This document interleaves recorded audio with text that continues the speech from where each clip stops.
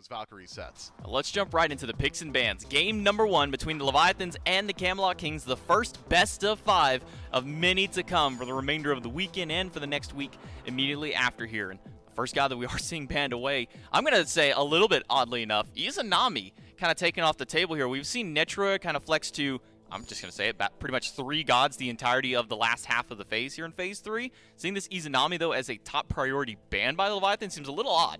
I don't know. The Kings really like to play around map pressure. The Kings, more so than any other team, have, I would say, superior macro play. They play the map better than anyone else in the league right now, definitively, be it around Greater Scorpions, mid-Harpies, invading the singular Harpies in the long lane. That is where the Kings find the majority of their leads. Very often we'll watch their sets. They're either down in kills or there's no kills, but somehow they've net themselves 1, 2, 3,000 gold by the 15-minute mark. So I am incredibly interested in this Izanami ban because it seems to me the Leviathans have targeted that out. They said, well, if the Kings want pressure so they can look towards the jungle and find farm in the neutral, they're going to have to work a little bit harder than just auto-attacking an entire wave at the same time. And one of the things that we do notice in a lot of these best of 5 sets is, the first game, the first maybe 2 games out of this best of 5 are pretty much standard bans across the board. You go with the more meta. That's when you start getting into games 3, 4, and potentially 5 is maybe we see some of the more nuanced stuff as what's been popping up throughout the games that have been giving them issues. But as of now, it's just going to be the Izanami, Geb, Sylvanas, the 2 of the new guard support that have been popping out as of recent. And the Kings have been going with what's been working pretty much all year / all phase, all last 2 phases here with the Emoja, the Odin, and the RTO taken away, and then the Leviathans going with a Terra first pick, a god who's kind of bounced back and forth in popularity in the last couple of weeks. At one point, she was a must ban right out the gate. At other points, you can kind of just let it sink by until you get to that latter half of the pick phase. I don't know. Terra feels like to me still one of the best gods in the game right now. You've got flex potential, header into the soul lane or support, but either way, once you get to these late game team fights, the amount of sustain that she affords her team is incredibly high. But why analyze the old stuff, Terra, when Olorun's getting locked in? He gets a pretty significant buff up against Spectral Armor, now does no longer block magical crit auto attack, so Olorun going to find decent value in the late game, has some sustain in the team fights as well, can heal out your entire team. Sanctified Field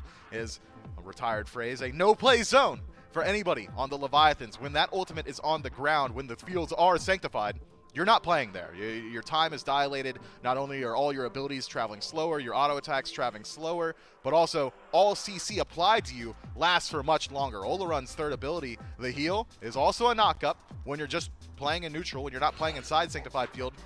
It's kind of negligible. It's not that much. When you are in Sanctified Field, you might as well have been hit by like 3 Bacchus knockups, it feels like, while he's slamming you for crit auto attacks and raining down sun particles. This god is a late game menace. It's just whether or not the Kings are going to be able to get there against all this pressure the Leviathans already have. Yeah, I mean, you get knocked up by Olorun inside that Sanctified Field. It feels like a Kumbhakarna for how long you're sitting in the air because you just don't get to do anything. You better pray that you have some kind of CC immunity to get out of that Sanctified Field.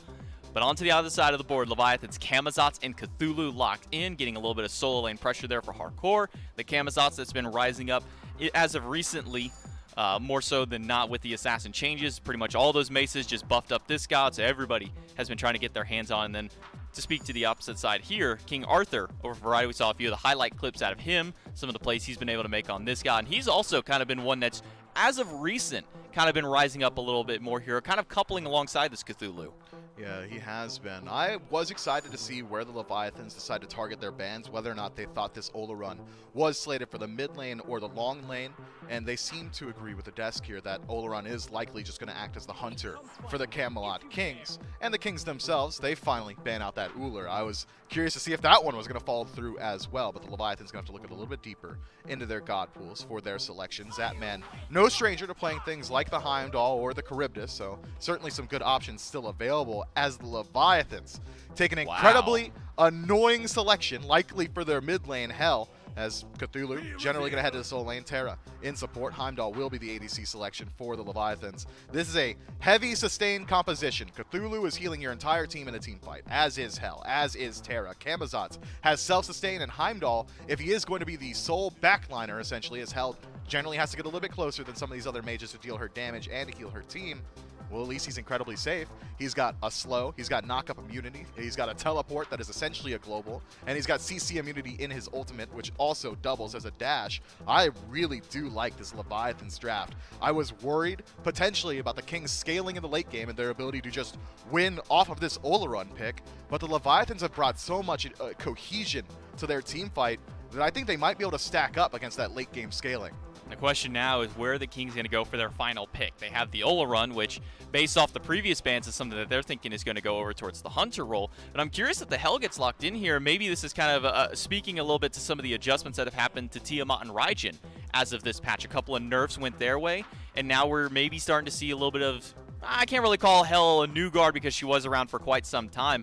But the fact that there's this kind of priority for this god up here compared to anything else. I mean, we saw a Discordia banned who has been getting picked up quite a few times by the Kings. The Giannis gets banned away, and then the Morgan on the other side. I was really surprised that we did see the Ullr make it this far into the draft. Maybe slate that one over towards the mid lane if this Oleron is going Hunter, but Oleron got banned in the latter half of the bracket, and with a Sun Wukong. Are they just taking a page out of Benny Q's book here from the SEC and running a Sun Wukong mid? All of it sustained for the Leviathans. I think it's going to make them a very difficult team to take down in the team fighting phase. In this Kings draft, I mean, obviously the Wukong mid is what everyone's going to want to talk about, and I'll get to that in a moment. I'm just so surprised they top 2 this Oleron. I mean, scrims with this god must be going well for multiple teams, because typically, if you've got a pocket pick, you don't reveal it in the top 2, but to prioritize it that early makes me think that this god's seeing a lot of success. Yeah. But even with that, I think that the Kings may have made a pretty big mistake by picking it so early, because this is a god that even when he's been at his strongest, is very susceptible to getting counterpicked. And Camazotz and Cthulhu, 2 great counter picks, because they're putting their money where their mouth is and picking them as soon as that interaction isn't there. But it does require that you have a little bit more balance in your composition whenever you've got a magical hunter. And so they go with the Wukong mid, something that bring them a little bit more physical damage in these fights. But Zap's got to be careful. Oh yeah, Zap is really in a dangerous spot here. We'll use the Bifrost Crystal. Still takes a little bit of damage on the other end of it. Stays alive though. So no first blood just yet. A lot of control from the Khepri. I mean, we were talking about it. Sustain and survivability is what I see with the Leviathan's draft. But Khepri was setting up a lot of really good potential here. Now Shinto, again, in a little bit more of an uncomfortable position. They're too low to try and fight here. Zap's still going to move forward with it in the knock-up. Try and control Genetics. Wrong U gets pulled. A good dash gets him out of there. And now Panatom's going to try and fight, but it's going to be the bleed. It's going to be some damage. And Netroid gets the first blood and second blood. Let's make it a double kill for the carry. The Oleron starting off hot. That is absolutely massive for the Kings. It's Mannequin Scepter Oleron, which makes that a weighted coin flip in the Camelot Kings' favor on the purple buff. It makes it very easy for them to secure because their hunters are doing more damage than anyone else. You know, Tings in his past has loved playing things like Chalk mid, you know, Benny obviously in the SEC for the Winter Dogs, Benny Q their mid laner, playing Set mid and Tsukiyomi mid and Wukong mid was a big part of it as Variety getting chased down now on the right. It's just going to be a little bit more damage. The ult should be good here. Parkour has to walk forward, takes a tower shot for his troubles.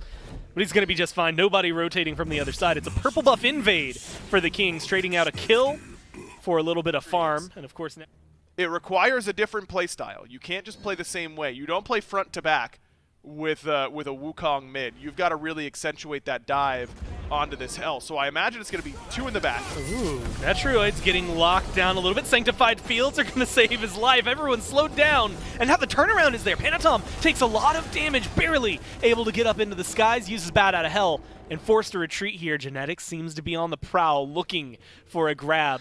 The tower's going to be there. They've got a rotation coming in on the other side, though. Twig as well as Tings are rushing over to the left-hand side of the map. Purple buff just now respawns. It seems like that's going to be the only target for the Camelot Kings. A small win, but a win nonetheless. Yeah, I mean, look at the Kings' positioning right now. I mean, this is like, even though, well, actually now Sanctified Fields is up, 10 seconds left for the beads. Yeah. Netroid was susceptible to it. They're in more than enough control here. And Zapman's getting pulled back. Twig is here. Pin's going to be good. There's the taunt as well. But it's going to be Twig taking too much damage. Scarab's Blessing saves his life, or it should, upon landing. No, it cancels out. It chimes out there. Genetics isn't able to make the save. Zapman sends him through the realms and gets the kill. Genetics has no mana to work with. Is forced to run away. Panatom blink forward. A couple more hits is all it'll take. Bat Out of Hell. And he secures secures the kill. That's 2 down on the side of the Kings. Netroid just trying to stay alive, and there's not much he can do about it. He gets taken down. It's a 3 for none in favor of the Leviathans. Even with that great start for the Kings on the left side of the map, that's where the Leviathans were able to make their stand, and now it's Big Man Tings up against the entirety of the Leviathans over here. But Shinto just got nearly one-shot by the full combo, and now he's up in the Somersault Cloud. This is getting awkward. Yeah, he's going to jump down, slam down with the cudgel, but not enough to take the Gold Fury. Tings shows face, but isn't able to help make a saving play for the Kings. That was a very hefty lead for them. So I think that was a pretty big mistake there for the Kings, but overall, this Wukong mid has not been getting involved at all in the mid lane. It's only that last little engagement at the very end when the fight was already determined. Mifflin, what Mifflin was talking about on the desk is right. You have to be able to get some value out of this because you certainly don't outscale the hell. I don't think that Wukong mid is horrible late game. I think it can be fine, but you don't outscale. Well, Panatom going for a red buff steal. Instead, the Tings stun misses. Twig does get rezzed this time. Scarab's Blessing on the mark, and Twig is going to get out of there. Genetics is now trying to find the control. Panatom has a little bit of damage, but not enough to find the kill onto the support. Instead, that's going to be Hardcore who finds that. It's Jungle for support is the trade as of now. Shinto trying to get the damage out there, and Big Man Tings goes down. The Cthulhu is big as of now, and Variety is getting locked up. Twig looking to try and find a way back into this fight. Netroid's around, but no ult for him means that it's going to slow down. Triple kill for Hardcore. He's just not slowing down. They're going to keep going under the tier 1 Netroid. A little bit of tick damage could do the trick, but nobody's going to have it. Zapman around the corner, sees the back, gets an auto, gets the second, and gets the kill. A huge swing once again in favor of the Leviathans. And it's these groupings for the Leviathans that just look unstoppable because Yarkor comes into that fight late. Much better look for the Kings that side of his all run, but we're pretty far from that. So I'm interested to see where Netroid's going to go with this build. Oh, wow. Well, they seem to think they have the damage necessary now to start up an Oni Fury.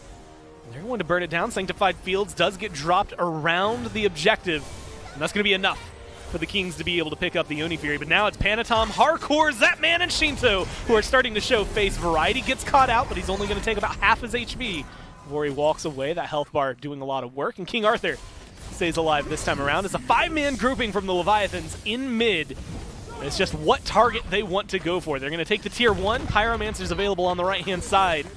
Panatom seems to have a little bit more in mind. Goes aggressive into the jungle. Steals away a camp. They back off. They're going for the Pyro.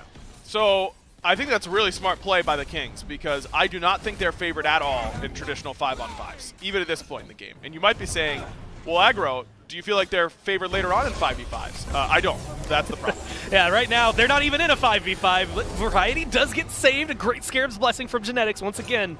Keeps the solo laner alive this time. Good walls coming out from Rong Yu. Blocks Big Man Tings. Forces the ult. That's going to be 2 big ones down. The Kings are not going to be able to fight with. Does stall out the Pyromancer, and it seems like that's not going to be a pickup for the Leviathans. They're going to leave it still.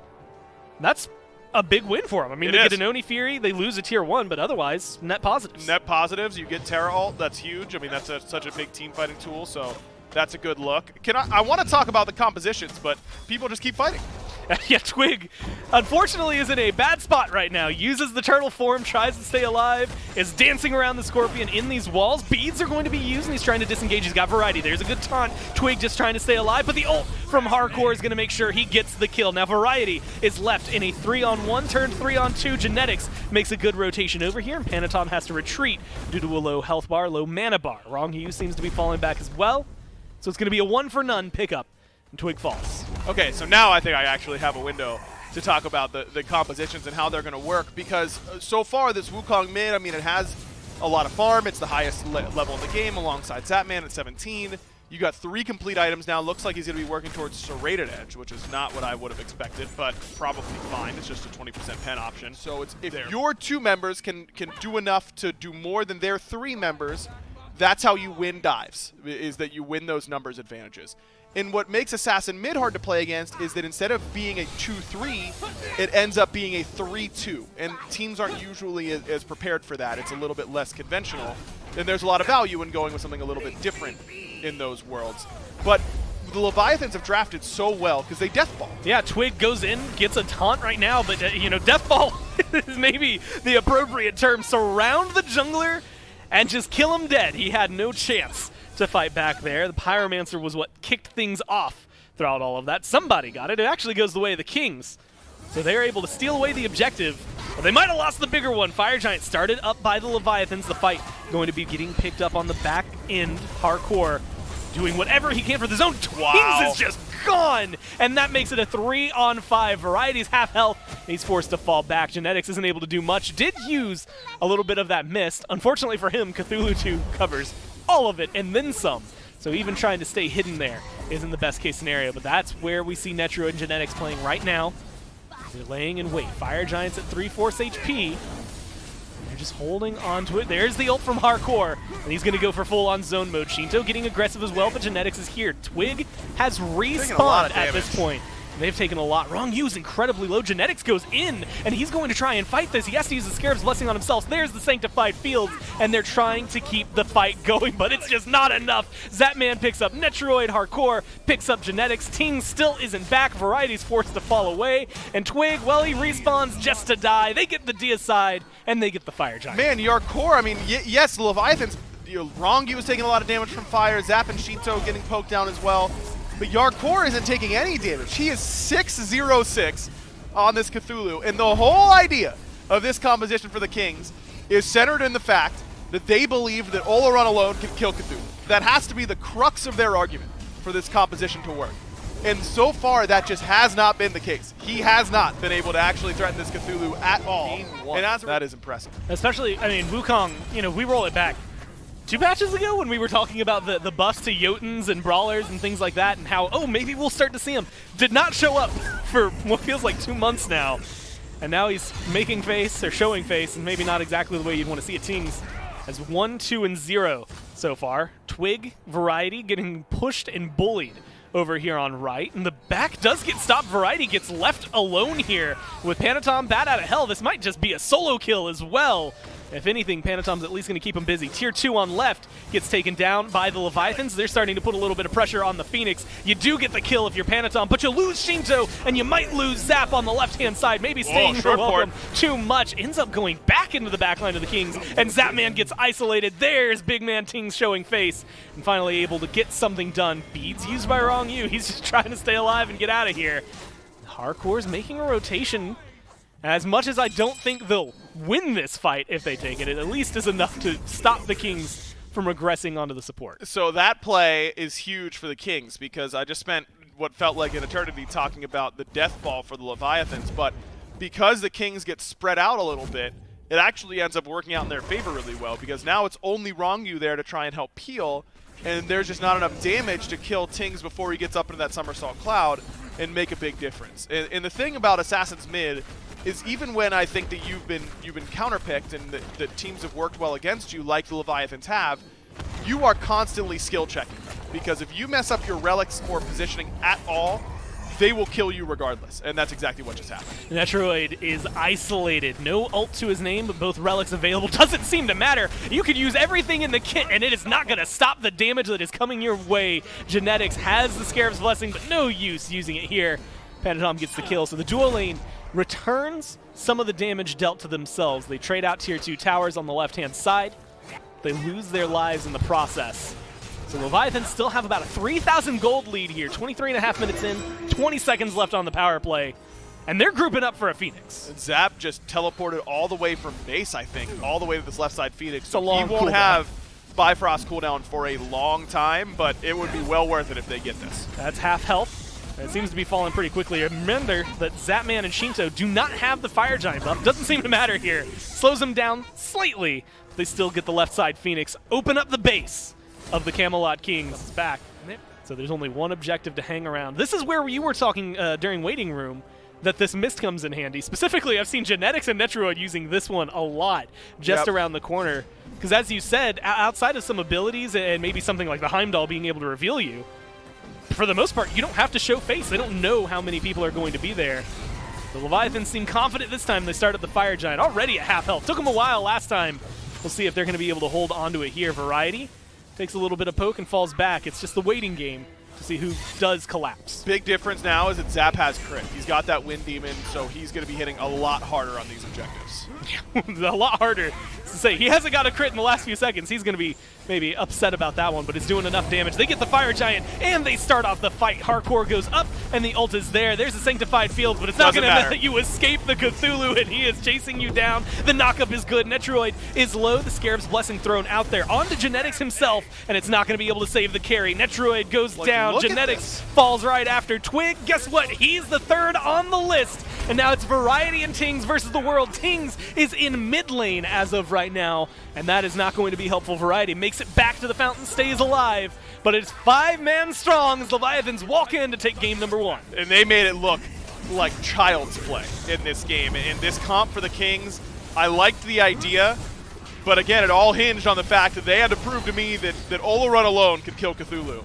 And they've done the exact opposite. They've just proven that he cannot kill Cthulhu, and as a result, I don't think we're going to be seeing a whole lot of solo Olorun carries like we saw right here. Okay, now I'm descended into madness, and Sanctified Field doesn't matter to me, and that seems to be the MO here, back at the tail end of Phase 3 as well. The Leviathans may not have gotten off to a hot start, as you highlighted. Netroid was able to pick up a double kill First Blood, and generally when Olorun is picking up double kill First Bloods, that will generally spell the end of the game, but not the case. The Leviathans were just out-rotating the opposition. Specifically, Yarkor was in every single engagement, every single time. Variety lagging up behind a couple of these rotations, and the team fight presence of the Leviathans was just incredibly strong. Turns out, being able to heal your entire team through multiple avenues is just good. The damage output was incredibly high, and the Camelot Kings go for a unorthodox composition that does not hit pay dirt. I know that I was harping on it a lot during the initial desk. I don't think you can put this loss at the feet of the Sun Wukong mid. Sun Wukong mid performed fine. It didn't impress by any means, but it certainly didn't cost you the game. I think this one comes down completely to just better drafting from the Leviathans. Their team fight was superior, their scaling was superior, and they just utilized that to the best of its ability. And there's just too much sustain between the Cthulhu's sustain he has in his ultimate, Terra, and then you throw Hell, and you look on the opposite side of the board here at what anti-heal was available to the Leviathans. They got a Brawlers, they got a Toxic Blade, and they got a Curse Dong. But Captain Twig's not going to want to walk up to a Cthulhu. The Sun Wukong is really going to be one of the only main appliers of that anti-heal for the team, lacking a lot of the ability to remove some of that sustain, lacking the ability to really kill these frontliners. Hardcore goes Undying, deals 21,000 damage, just slightly behind Netroid in the top player damage department there, but Netroid did kind of get to, I'm not going to say he got to free cast a lot of his damage, but he was able to put a lot of it out on this Olorun. Going into game number 2, now is the discussion of take away some of those natural counters that could come with the Khepri. Maybe we see the Cthulhu come out of here. Maybe we see some changes up against this Khepri. There could be some shift-ups. I mean, obviously, Executes play very well into the Scarab's Blessing, things along those lines. Khepri has seen a resurgence at the exact same time as all those other Guardians, Sylvanas, and Geb come to mind, and I think that you certainly find perfect value from it. There's not too many picks that you're going to say, oh, there's an Achilles on the other side. I no longer like being Khepri, or oh, there's a Thanatos. Khepri all of a sudden falls off. So if the Kings want to go back to the Khepri, I'm not going to argue too hard against it, but the Leviathans seem to have found their strategy in the bans here, also in the first pick position yet again. It has been a lot of duo emphasis in the initial phase. Last time around it was Izanami first off overall, but similarly Geb and Sylvanas do find themselves in the ban slot. Leviathans may be fishing for an Izanami early selection here. If they're worried about finding pressure in the long lane, I think this is going to be a very nice heat check for the Kings, whether or not they really feel like Olorun is something they need to go back towards. Aggro brings up a great point during the cast, saying that if you are going to pick Olorun, you're probably wanting to hold off on it a little bit unless you feel like it's going to be a highly contested pick. We might even see the Leviathans try and take it for themselves if it's left available long enough, considering how early the Kings picked it. I think it really says Olorun's been dominating scrims. That's the only read I can get from that pick order. Same top 3 here out of Leviathans in their bans. They get rid of the Geb, the Sylvanas, and the Izanami. Again, taking a shot at Netroid with that god. And then on the other side, the Kings respond by, instead of banning the Artio like they did last time, they ban away the Hell. So that takes a little bit of pressure away from Shinto, takes away some of that sustain that they've been going for.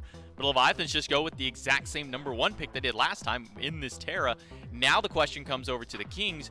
Do we see some of that solo priority? You have the Artio up, you have the Cthulhu up, You have Nike, King Arthur, so many different solo lane options. The question now is which of those ones is Variety most likely to go here with only knowledge that this Terror is the first one picked out?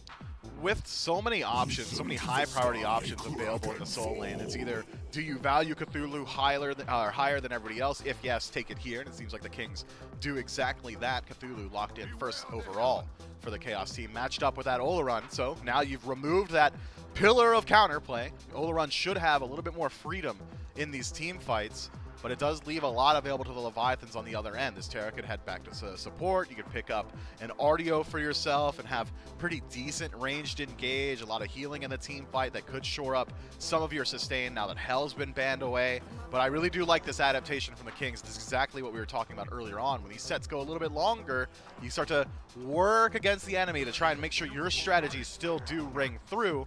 But the same concerns are still here for Oleron. It wasn't just Cthulhu that made it hard for Oleron, although I would say it was 80% Cthulhu.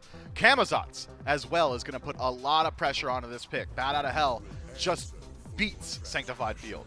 And it will be RTO Camelot, so with the RTO now left open here by the Kings because they did ban the Hell instead, that one gets picked up by the Leviathans. To couple with Camelot's Khepri one more time for the Kings before we jump into the second round of the bans here. So making sure to get your next back on something comfortable, get one of those get out of escape, get out of dodge kind of tools with that Scarab's Blessing. If this Solar Run does come under a little bit too much fire, he can pull him right back out with that Scarab's Blessing.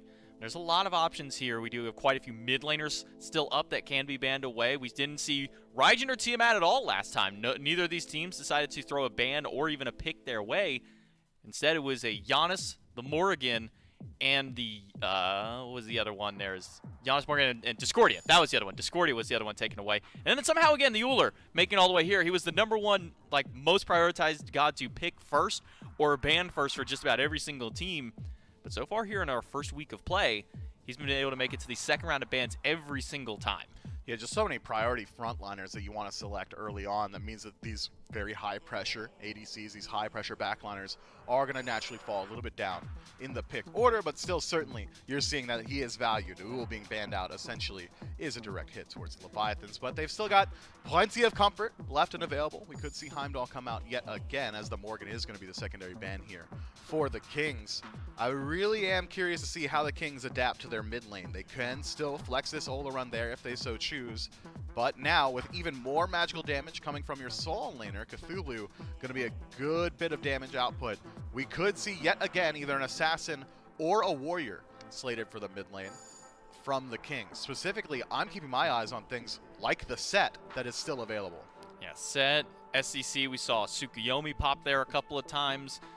Loki's still up in the jungle if Captain Twig wants to go that way. I mean, there is still some of that jungle selection. We saw the Nike ban. Hold on, we saw a Nike ban when Cthulhu. Oh, I guess still Nike jungle. I sometimes forget about Nike being able to go over towards that jungle, but it will be a Sun Wukong yet again locked in for the Camelot Kings. Mid lane is where we saw it last time.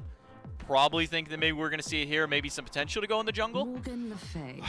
There is potential for Sun Wukong in the jungle. We've seen it a couple of times in the past, specifically guys like DJ Pernicus like to pull it out back in like Season 4. But we're in Season 8, and Sun Wukong seems to be a mid laner now. If I'm just going to go off of history here. So I think we are likely going to see the Monkey King headed for the center of the map yet again. And I've got high expectations. When you go towards this pick 2 times in a row with an uninspiring selection in game 1, you got to think that the Camelot Kings have a plan built around it. And now not having to deal with this Cthulhu, now having some decent matchups, you're going to be able to chase out the Camelot and make sure that he's having a hard time. Blink engaging, Morgan Le Fay really only has the Dragon Flight for self-peel, maybe CC immunity from the ultimate.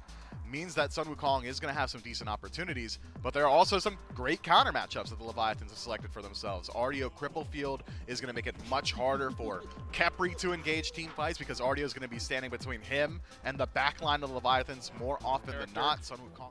Artio kind of on the opposite end, where she really struggles up against it. But the good news, if you're an Artio fan, is that there is one aspect of the kit that's very good up against Oleron, and that is Life Tap, the ranged root in the Druid form. That is something that Oleron struggles mightily against because it's low commit, ranged CC that is not in range to get consecrated away, that you just can't get knocked back. So that matters a ton. Yarkor has to play it nice and slow, and he's gone beads instead of blink right away, which I think is very smart. because he's got to start fights, not by blinking onto the carry, necessarily, but by walking up and rooting. That's the easiest way to make it work. And I guess the best news for him, realistically, is he's on the other side of the map for a little while, so he doesn't have to worry about Netroid. At least until, 15 minutes from now, maybe.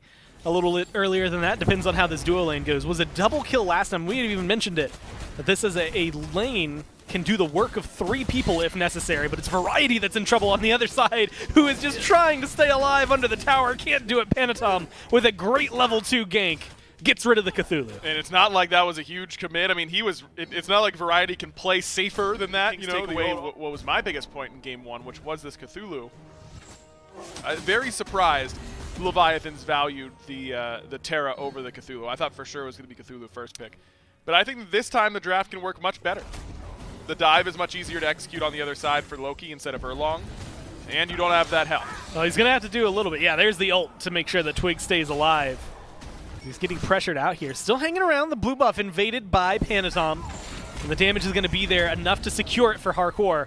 They'll be able to scoop that up. Variety's not able to rotate in, so they force Twig to fall back. Speed buff's going to be respawning here, and as opposed to before, where Twig was able to trade this out, Panatom can just straight up fight this. Nobody's making a rotation over to him. So it's a 1v1 for the jungle, and Twig isn't able to get the damage done. Doesn't have any mana to work with right now.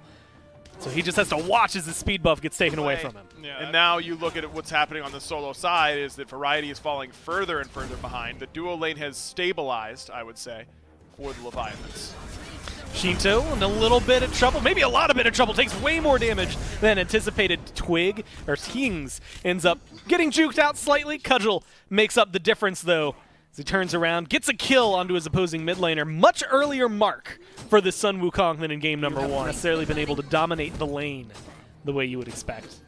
And the bad news is, for the Leviathans, is that while they have this lead you had highlighted, hovering mostly on the right-hand side, there's a certain point where Variety's still going to be a late-game Cthulhu, but Kings might be a different story. Can't make it up onto the Somersault Cloud, and Wrong Yu gets credit for the kill. The 3v1 chases down Twig as well, forces the Assassinate, and makes sure that the Kings are uncomfortable in the mid lane. Wukong became the hunted. He thought he was the hunter trying to string a trap there on Shinto with Twig's positioning as well. Panatom, that tower had no health, blinks forward, doesn't get the Cthulhu, but does still get the tower, forces Variety to fall back under the tier 2, and guess what happens to be here? Blue buff, you'll never guess what spawns in just a few seconds. Speed buff as well. Variety, though, that gets rooted, forced to ult, but the health is low, and the damage is there. And that is all that matters. The Leviathans are able to pick that up. They fall back to the blue buff. I'm keeping my eye on the speed. It looks like Tings is helping out his buddy. Is going to secure that one so Twig doesn't have to go another speed buff. And now they're just sitting pretty. 4K up, and they get themselves a Pyromancer to boot, and they're controlling the right-hand side of the map. Looking to get aggressive. Twigs have health, and it is easy for Panatom. Bat out of hell, forces the ult, and Twig is 2 levels down and spending a lot of time in base trying to heal up or wait to respawn as of right now. It has not been as efficient a game for the Loki as you would like. And this is what happens to the Kings sometimes, doesn't it? I mean, how many games have we said, yeah, I like their draft. I think they're doing things well. They just aren't doing the things. You know, their theory on how to do the things is good, but they're not actually going out there and executing it all. And the Kings are just letting it happen around them. Well, this might be the chance to turn it around. It's Hardcore and Wrong Yu versus the world, it feels like. Panatom's still hanging around, though, and they've got just enough healing, just enough health to make this work out for them. But it is a low call. Hardcore is getting forced out, and there's the Cthulhu of Variety. Not sure who he wants to focus on. They turn around onto Panatom, and they get the kill onto the jungler. Shinto's rotated in, and some low health bars. Tings and Twig are going to get chased down. Shinto tries to find him, but won't be able to close the gap. Variety has to come out of the ultimate. It looks like the Kings are going to be able to disengage the way they would like to, stay alive, and get themselves a kill. Unbelievable that Yarkor doesn't die in that, because he was the primary target for a lot of it. Oh, Zatman fighting out Netroid, not where you would have expected it, but over here in the left side jungle. Finishing the tier 3, but you're sitting on tier 2. So what I would be doing is constantly checking, hey, we just finished a big item. They probably won't have that 3rd item or 4th item complete yet. Let's fight now. Let's play around that. That actually seems to be the exact way the Leviathans are viewing it. Look at where their items are and look at where the health bars are for the Kings. Kings makes himself up in the sky. Somersault Cloud got some healing, but is he going to be able to get away? Not with a great stun from Zapman. Locks him up the way they need to. And now the aggression is onto Genetics. Twig just hovering behind their tier 1 tower in mid. Variety comes in and then leaves immediately with Shinto in tow, trying to continue the chase as the Kings group up. It's going to be enough to stop the Leviathans from diving the tier 1, but they've got all 5 members here, and they are looking for a little bit more. This is their opportunity. Variety only level 13. You really don't have to treat this Cthulhu with that much respect at this point. I think they should be able to kill him easily. Yeah, well, they're not treating him with respect. Variety goes in, ults, and they just say, all right, and leave. It is almost as black and white as that. They do still turn around for some poke, but knowing that they've burned Variety's ult is a huge win, and the Leviathans are just handling the Kings right now. As of right now, but they've got the gold, and it feels like the time to work with. Absolutely, and to clarify, the pen doesn't matter for the ESAF passive. It's just about doing extra damage besides your passive. Speaking of extra damage, Twig got a big order of that. And let's just throw this out there. That was not your mid laner. There was no jungler. There was no carry involved. Guardians. That was Wrong You and Hardcore stepping up to Twig and making him regret everything. All under a tier 1. Primal Fury. Guardians, by the way. Yeah, Guardians. Yep. Yeah, you can feel that one, even at home, and it hurts. It's upsetting. They get It's time to group and force them to fight us when we are just this much stronger. Well, I was going to start talking about Pyromancer, Fire Giant maybe being on the table. And it does seem like that might be where the Leviathans go. It looked like they were going to try to catch out Tings. The bird form has a lot of move speed and gets you away pretty quickly. Panatom is chasing down Genetics. It's a 5-level gap between the jungler and the support, and some body blocks are going to be good. They're going to go ahead and proc the Scarab's Blessing, because who cares? You'll just kill him afterward. And they get rid of the front line for the Kings. Variety is locked up, forced to ult, and they are still chasing him down and burning him with nothing to worry about right now. Variety's trying to turn it around, but nobody is hurting on the side of the Leviathans. They're going to be able to heal this up and turn their eyes right towards the FG. And this one's going to be easy for them. No shot the Kings come in to contest. Maybe you send Tings on the suicide mission, but it seems like he's just trying to get to that point where he can actually one-shot Shinto or Zapman. Leviathan just keep doing it. They keep grouping faster than the Kings. They keep taking outnumbered fights up against the Kings and just playing smart around these objectives, and they're going to be able to get a lot of gold back with the Leviathans. But they're pretty efficient. They're right back at it now down mid. But this gave a good opportunity for the Kings to push out that left wave. So now it's only 1 Phoenix they have to worry about. Yeah, 3 Phoenixes still available for the Kings. It seems like mid might be the call for the Leviathans. Oni Fury just respawned. So if they can survive this onslaught, there's at least a consolation prize on the fallback. If the Kings can win, they could maybe turn something around with that, but now it's going to be the fight that determines everything. Half health is the Phoenix. Variety goes forward, and Variety's in the ult. Zapman's already half health. Zapman's falling back. Throws the shot from the ultimate towards Variety, and that's going to be enough to thwart the aggression from this Cthulhu, but it's Twig just taken down. Couldn't even return some damage onto Panatom there, and they turn this into a 4v5. Let's go ahead and make it a 3. No, Variety makes it out alive, but it's Tings, Netroid, and Genetics trying to fight versus the world. The Phoenix is going to go down. Leviathans get to choose whether or not to stay aggressive. They've got 25 seconds left with this Fire Giant belt. It seems like they're going to turn their eyes towards the left side Phoenix as well. Still a 4v5. They just got some healing done. That's going to be a big deal. And Netroid still has that ultimate. Sanctified Field could be huge here. We got to see how he uses it. So far, undropped. Finally, it comes out. Zapman's low, so is Wrong You, but they make it out alive. Well, that's more to say that Zapman killed just after the Sanctified Fields. And they saved the left side Phoenix. Tings' clone is trying to get a little bit of work done, but the rest of the Kings hover back behind the Phoenix line. It is exactly as you had called. They get the 1 Phoenix, and they have to be done. They have to be. Or be looking to spring a trap, but smart from the Kings. They were ready for it. Well, now Netroid, I was going to say maybe a little bit further on. It's going to be hidden by the mist. It seems like that's going to be enough to turn around for the rest of the Leviathans. Oni Fury is available, and they're going to start that up on their retreat. They don't have the burn available for it, and they're not focusing it down the way they wanted to. The Kings are getting aggressive in the right ways. They're keeping the Leviathans on their toes. Smart from the Kings. I mean, you don't have to worry too much about that fire wave for a little bit. You can let 1 fire wave hit your Titan for a while without actually being in danger of losing. So they've got 5. Leviathans only have 4. No reason to give the Oni Fury right away, but eventually they realize they just need the income from these fire waves more than anything else. The gold and experience, at least the experience The from map the case as of right Riot. now, so a lot of golden opportunities for them. Plus the crit has been finished. You had mentioned it, Shinto now does have the full op shard as opposed to just the tier 2, so already feeling maybe a little bit better about that. Yep. Relics are going to be up, 20 seconds left for the beads. 2.5 minutes left for a power play with the Fire Giant around all 5 members of the Leviathans once again. And Yarkor just continues to impress, man. I mean, I think that so many solo laners would make this game difficult for themselves by thinking they have to continue to dive the Ola run, that he's the guy you got to kill.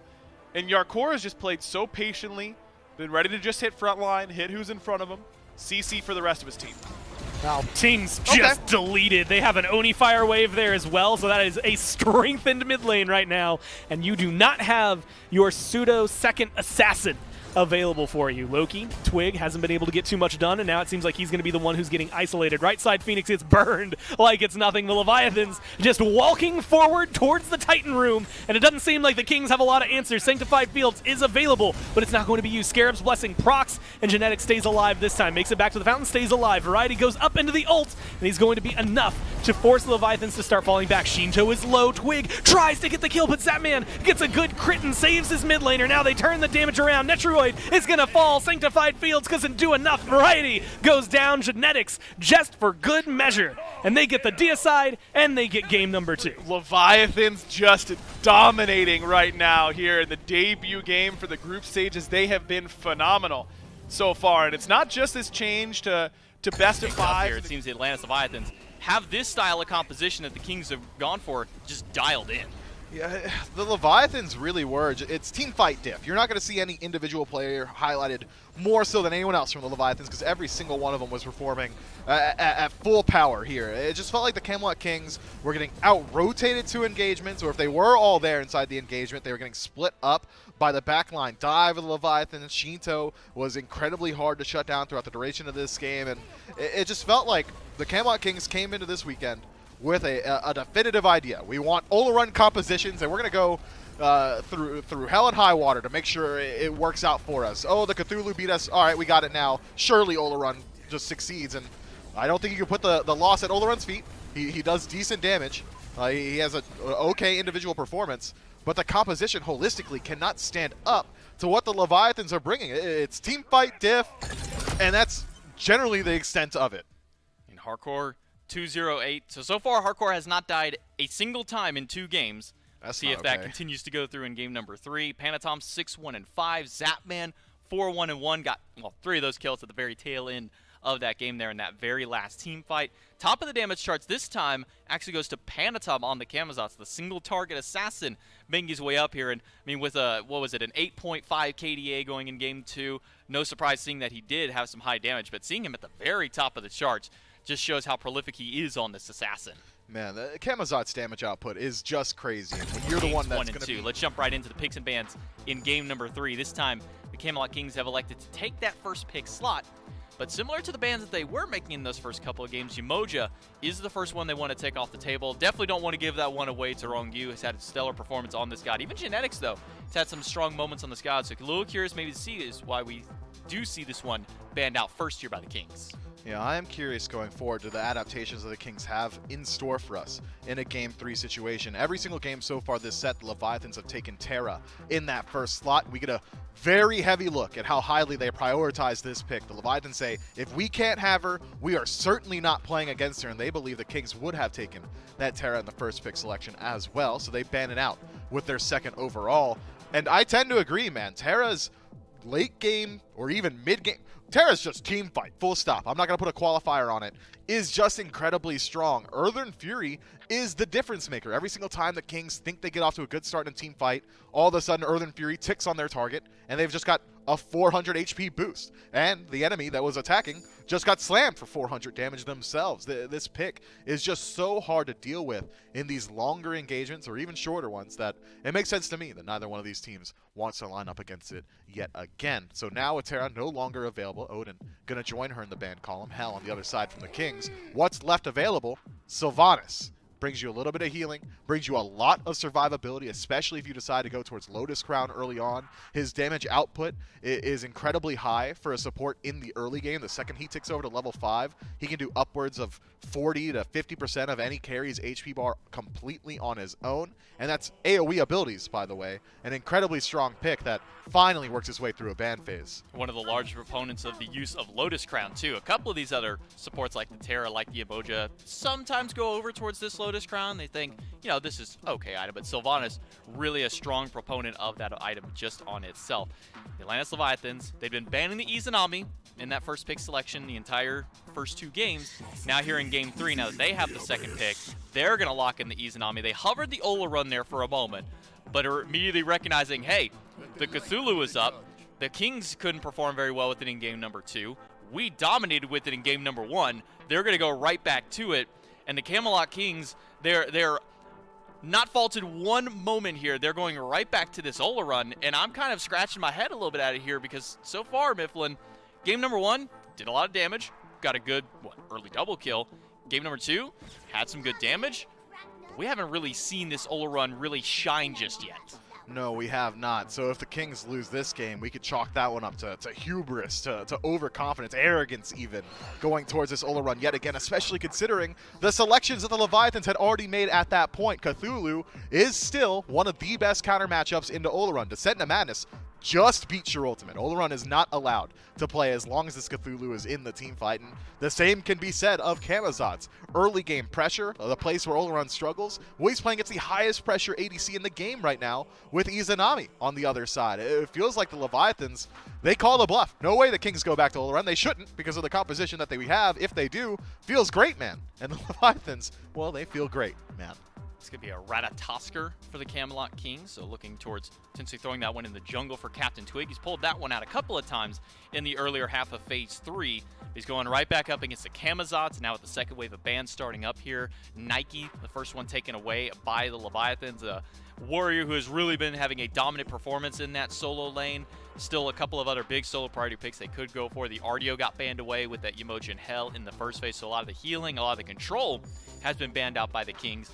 But with some more solo lane bans coming through, King Arthur is still up if Variety does want to go back to, and will still be available because the Giannis is the second ban here by the Kings. They really have something going here for the Giannis. They really just don't want to fight Giannis.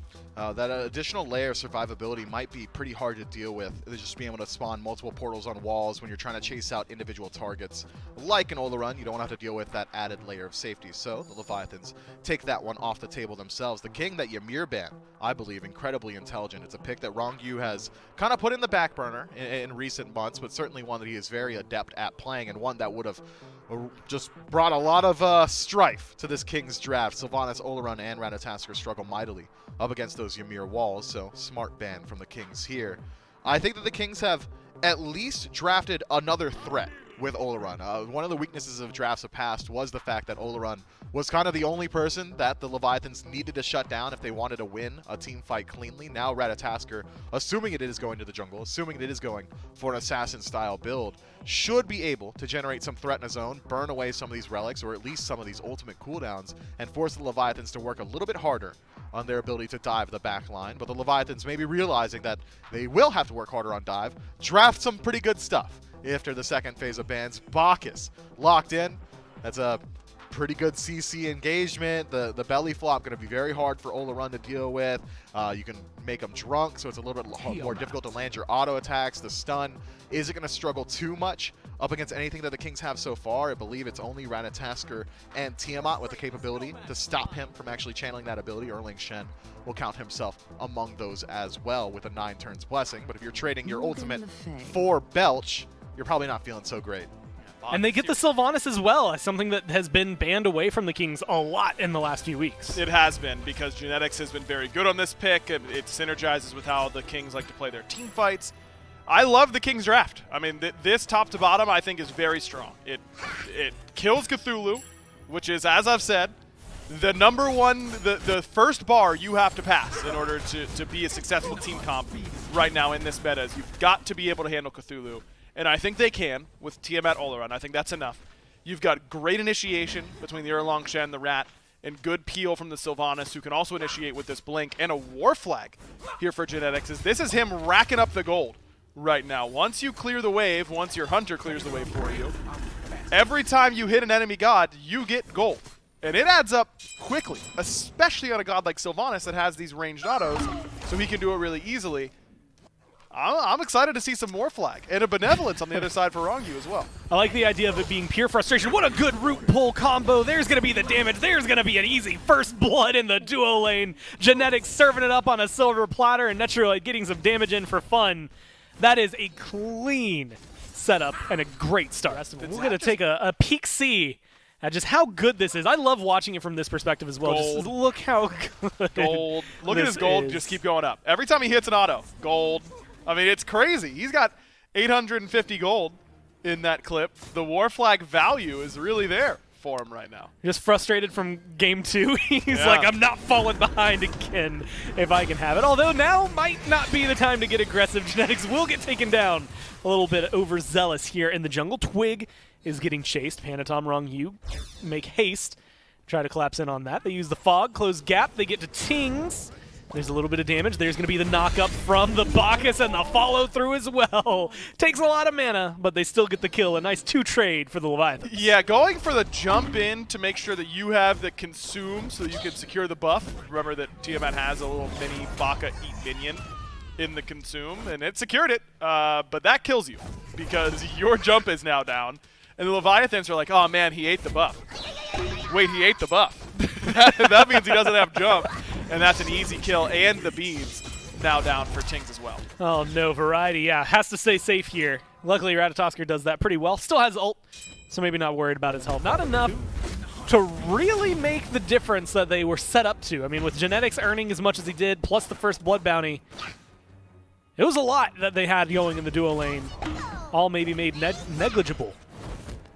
We'll have to see if they can keep that up on the side of the Leviathans. This is normally where we start to see the turnaround.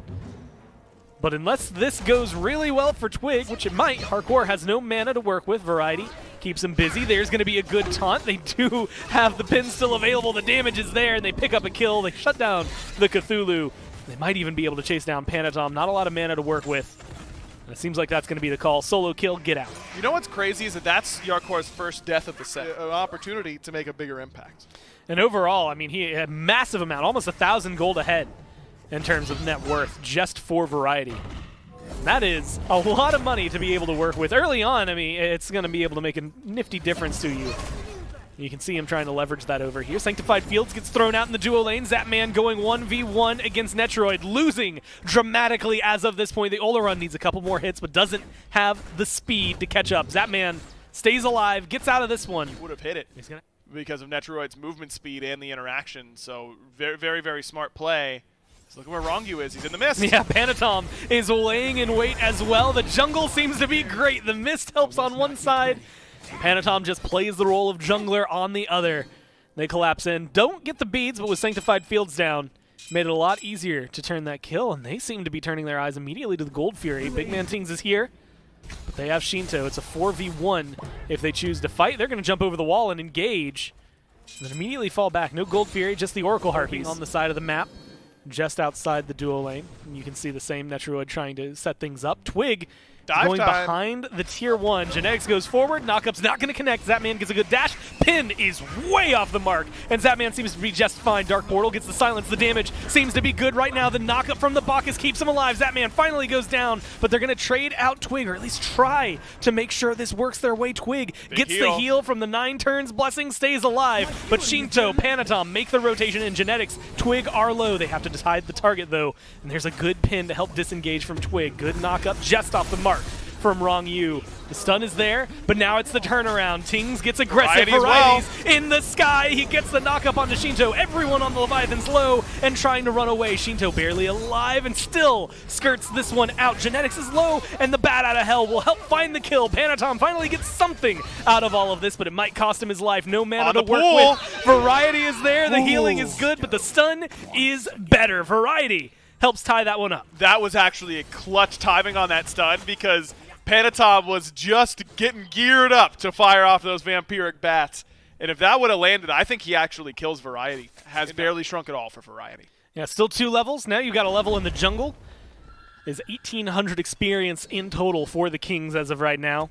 Gold is still there, 1,000, but maybe not as much as they would like at this point in the game. 11 minutes in. There was a much larger lead last time around in favor of the Leviathans, so still something they're going to have to be cautious with. Hey, speaking of cautious, good knock-up. Wrong U helps set up Twig. And you're not cautious enough in the jungle. Genetics now looking to be caught out. They have the damage. It's just the chase down that matters most. Tries to get away. Good juke shoes for a while. But eventually all trees get chopped down. Genetics taken away, and Variety forced to ult just to try and stay alive through this one. Pyromancer will be the call for the Leviathans after they get a couple of kills. It's a sad truth, Goremizer, that all trees do eventually get chopped down. Yeah. That's a sombering thought At least as of right now. to have on a Friday. Save the rainforest. Save the rainforest, fellas. That's There's some cool animals in the rainforest. Yeah, It's getting a lot done right now for Wrong Hu, and he doesn't seem to be worried at all on the other end. I wonder if he's going to get Blink at 12 to make it that much easier to initiate these fights. I'm not sure if that's going to be his game plan. He doesn't have that much else he needs to get. Variety, yeah, makes it out of there alive. Just barely. Forced to ult. Actually, might not even be able to make it out. No, Wrong Hu can't close the gap. Hey, there's where that blink could have come in handy. Yep. If only he was level 12. Oh. Might still be good enough. Panatom uses the blink to engage. Variety uses it to try and get away. Stun. Met for stun. But there's the Intoxicate. Belly flop off the mark. Bat out of hell comes through. Shinto dies off in the middle of nowhere there in the jungle. And they're still chasing Variety. Finally, someone gets the kill. Makes it a 1-for-1. But it's low health for Panatom, or for Wrong Yu. And Panatom and the rest of the crew have a lot of work to do to make up for that. Panatom in trouble now. No beads, no ultimate. Yanked back by Genetics. Finally getting lower, but still alive for now. Oh, and what a great ult from Hardcore. Does a lot, but there's Genetics finding the kill. The damage that is dealt. The Kings are low, but Zapman, Hardcore have nothing to work with in terms of health. They have to fall back to stay alive, and that opens up a great opportunity for a Gold Fury for the Kings. Kings finally making it happen in these 5-on-5s. Hardcore just not tanky enough quite yet. Doesn't have that massive lead that he's had the last 2 games, and therefore isn't going to be able to run these tables or run these team fights nearly as well in that play. Here's a look back at what happened to Shinto. Genetics just starts it off, and this is a weakness for Morgan Le Fay. She uses her Dragonflight, uses her ultimate. Just doesn't matter. Twig's able to get that easy chase down. They knock down the tier 1 here and left for the Kings, so they get a little more gold in their pockets now, finalizing that 2,000 gold lead.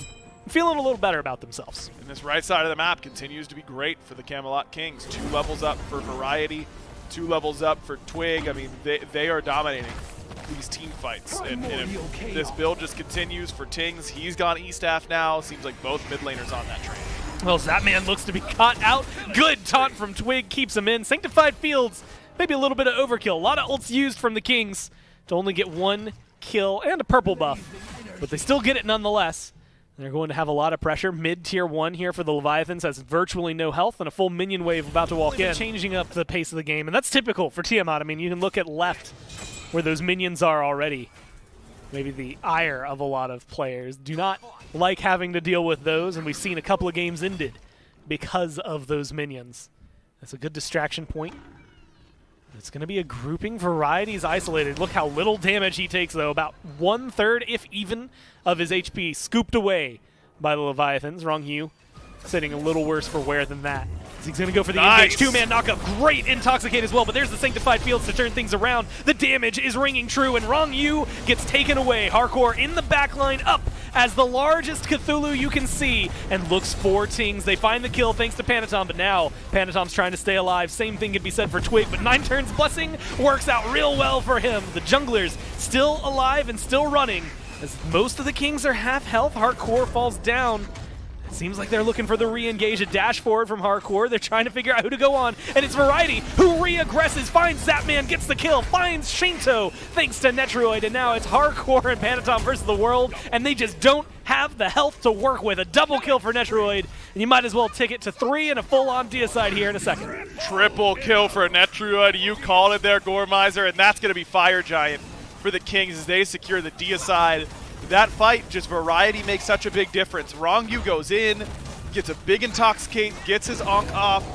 Really good initiation. So and Zap do a good job on the back line of handling the dive, but Variety's re-engage here from Zap after he had dashed in a little bit before this just ends up being a little bit too much to handle now for the Leviathans.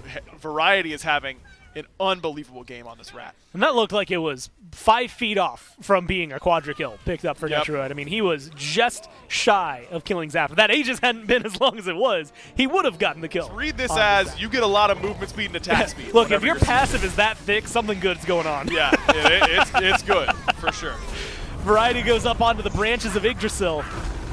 Looking for the back line. Might be able to find it. The Phoenix goes down pretty easily. Rung Yu takes so much damage between Netroid and Tings that there's just not much you can do as a lonely Bacchus. There is the ult from the Cthulhu, but it's too late. Hardcore gets taken down, and the Kings are looking to run forward, potentially into the Titan room. There's a Phoenix. Can't take mid just yet. Tier 2 still available.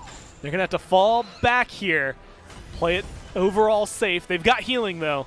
That's not going to be the end of the play. They still got 1:40 on the Fire Giant.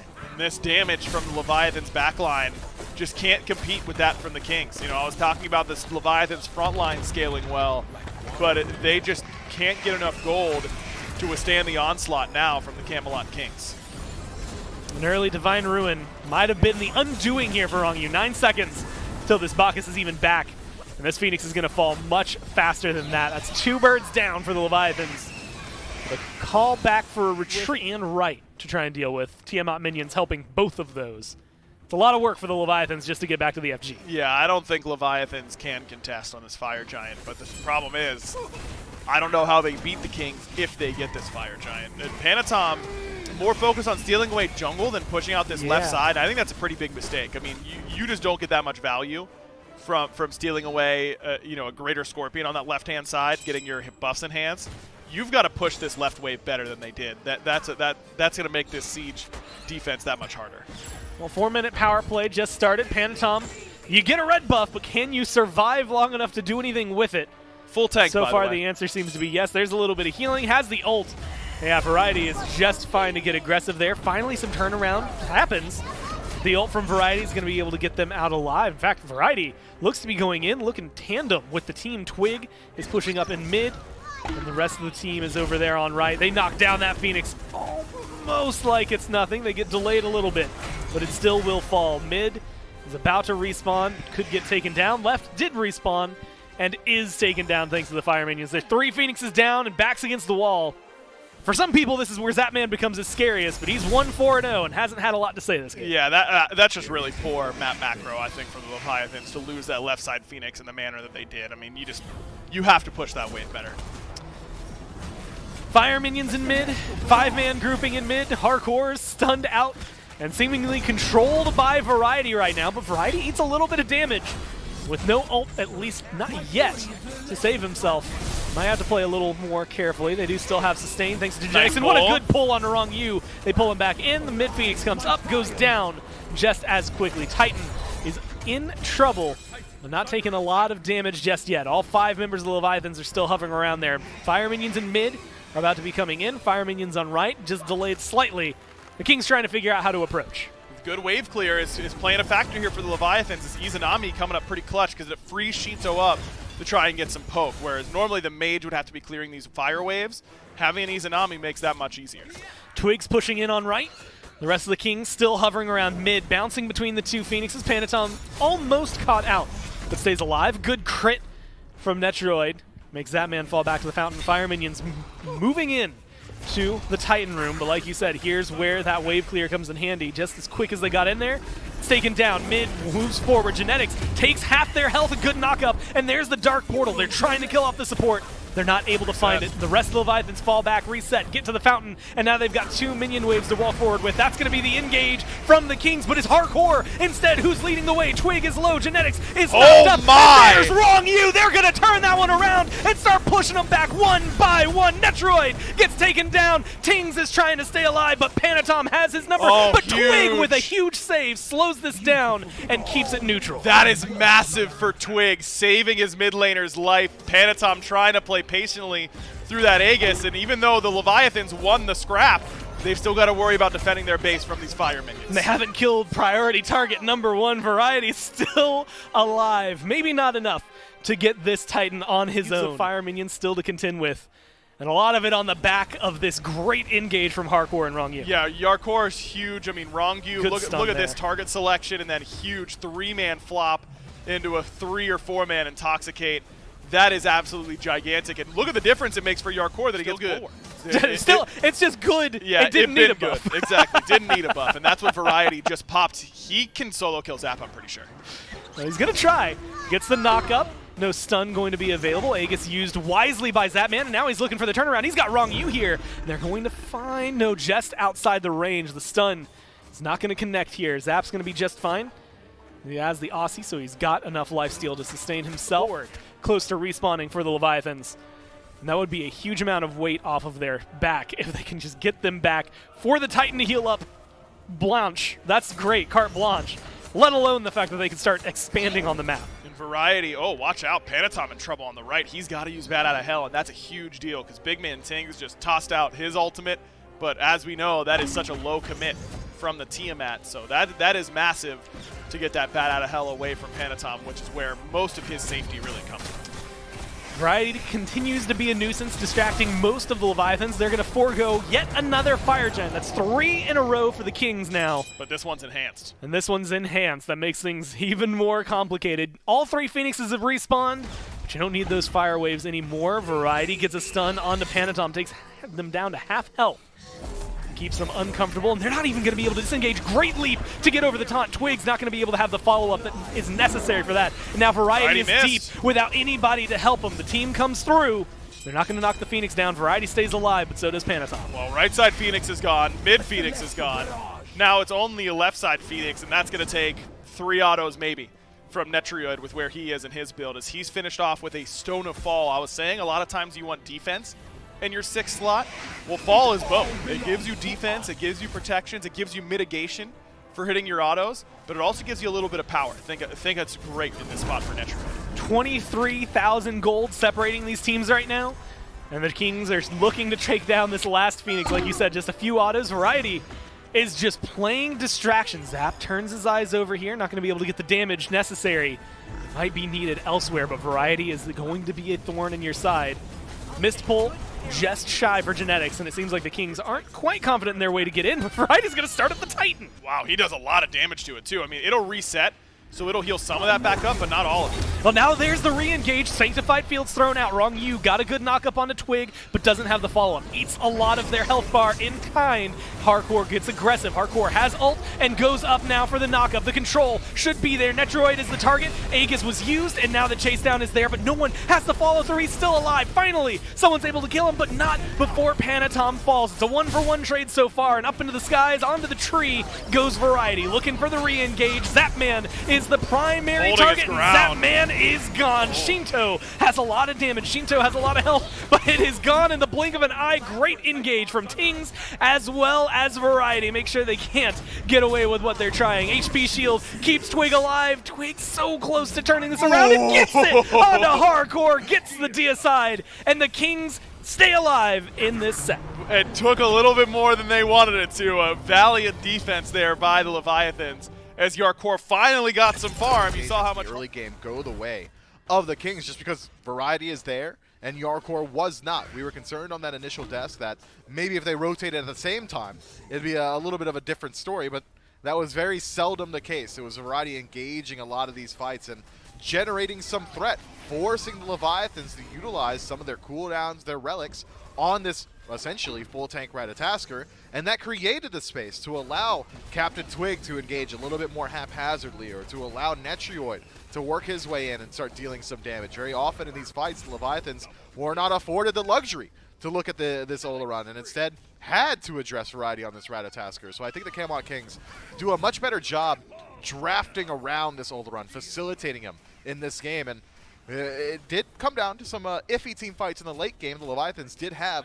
a bit of fight back. It's still certainly a phenomenal team fight composition, but the Camelot Kings get off to a fast start utilizing their pieces very well, and it does net them the dub here. And Captain Twig with the last little poke there needed in order to get the kill at the end of it. A 12.5 KDA for him, a 10.0 that came out of Variety on the 6-1 and 8 Ratatasker, 7-1-11 out of Captain Twig, and Big Man Tings, sure, 1, 2, and 10, but this Tiamat was putting in some big work on the damage chart specifically, and that's all that you could ever ask out of a Tiamat, one of those kind of components. And I know that Aggro specifically has talked a lot about how this Tiamat is kind of one of those answers to being able to go through this Cthulhu health bar to be able to shred through with the amount of abilities that you have access to and all the tools in her kit to try and go through here. So the Kings, they finally have an answer to this Cthulhu composition. They finally have a way to work around this Ola run. So now the ball is in the Leviathans. That's where the adaptations start to show their head, where we start to see how these teams have decided to play around these picks. I don't think the Kings should shift things up too much here, considering they finally have hit pay dirt. But the Leviathans, they've been hitting pay dirt. I wouldn't be surprised if we see both of these teams kind of stick to their guns. It's game number 4. Picks and bans ready to go. And the first one's taken out, no surprise, the Geb and the Hell by the Camelot Kings. And now the Sylvanas on the opposite side. They said, all right, Genex, you got your chance in this god.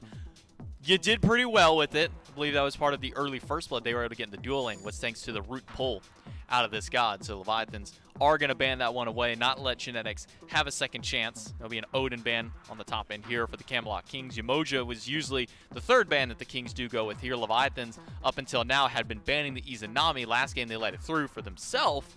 But now we'll see if the Leviathans take it away here in this final selection, as they do have the first pick in this best-of-5 set. And I think you're right to kind of go back to the initial, talking point with Captain Twig is getting that one game at a time because, yeah, you have to move a mountain to be able to get through these 3 games to pull this one back. But if you can put that first step in, you get that first game, it gets you that nice little mental reset to kind of get you guys prepped for game 4 and then upwards potentially of game number 5. But they've got to work through this one first. I'm expecting the Kings, once the ban gets back to them, to go towards that Terra, but maybe even more interestingly is the Leviathans deciding to make that harsh call now. We don't want to play against that Oleron. We'll see if the Kings have anything else in the back pocket. Let's see you pull something else out here. Generally in this first pick position, the Leviathans have taken Terra first off overall, and she is still available unless the Kings decide to make that quick change as well. But I'm expecting very, very different compositions now. The Kings have every single set kind of been honing in their style. Like, we want Oleron, we want him to succeed. How do we do it? Okay, let's get a Khepri. Oh, that didn't work. The Cthulhu was doing a little bit too much. Let's get a Cthulhu and a Khepri. Okay, now we've got a lot of space creation. We can really make sure this Oleron is able to cast his abilities in these fights. Oh, Oleron's our only threat. Okay, let's make another adaptation. Let's draft something that can get into the back line, something that can burn some relics, some traditional damage output. Let's pair it up with a Tiamat. Let's put a variety on a Soul Laner that can dive and generate threat. Okay, finally, we found our balance where Oleron can succeed. And now, having really strived through 3 games to find that, being forced into a position where they have to go completely back to the drawing board can crush some of these teams. I don't believe it will to the Kings. I certainly do believe they've got a couple more strategies in the back pocket, certainly some more picks that they're very comfortable going towards. But even in the hesitation here in the ban phase, you can see the Kings, they had to think a little bit harder before. I mean, in the last couple of games, it was, all right, these are our bans, let's just kind of hammer them out, let's roll through it. But you can really tell this Oleron ban kind of put a pause to the Kings. Yeah, normally it's been the Umoja and then the Odin and then whatever third ban that they were going, but they held off the Umoja till the end, wondering what the Leviathans were going to change up in their draft. And it kind of brought that question up is, do we need to ban the Umoja? Do we need to ban the Cthulhu? Well, if they're going to keep the Cthulhu up and we can get our Oleron again that's been working well trying to deal with it, but then that Oleron does get banned and now they have to ask a series of 1,000 questions themselves on what do we want to leave up. The Izanami that was banned away from them in the first 2 games and taken away in game 3 does make it over into the Kings' hands. It's going to go right alongside an Artio. And Leviathans, they're going to go right back to the tried and true that worked for them in the first 2 games. Terra first got picked up by them. So the Leviathans have got themselves already a good base to build on in the team fight. Earthen Fury is that strong of a tool, has great CC lockdown. You got decent peel potential as well.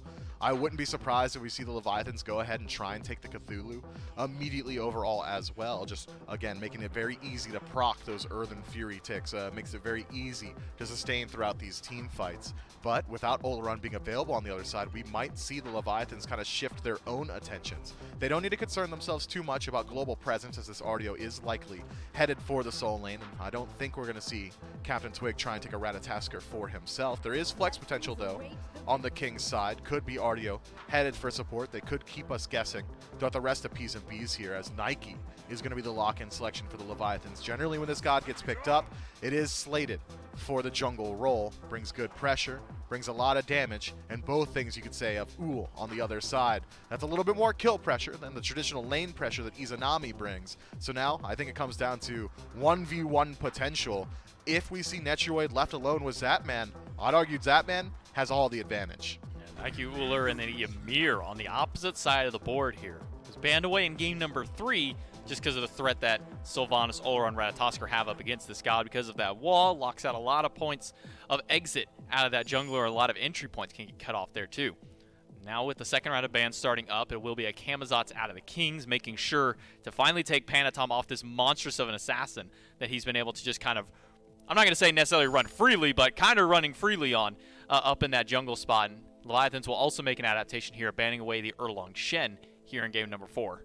So now there still are plenty of picks that both of these guys like to go towards. Immediately what jumps out to me is potentially a Susano game for the Leviathans. Panatom has been one to go towards that pick, a fair deal. And the Kings, well, Loki is still out there as well, and something that could make it a little bit harder for gods like Uhl to perform on. Once you utilize that leap, Loki is very adept at sticking to him, despite having a little bit of additional movement speed in the kit.